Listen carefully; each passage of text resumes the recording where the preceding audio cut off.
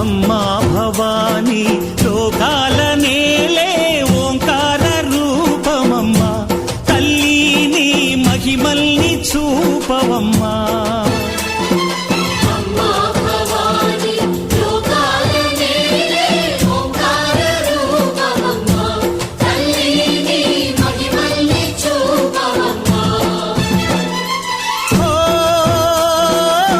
సృష్టికే దీపమా, శక్తికే మూలమా, సింహరథమే నీదమ్మా.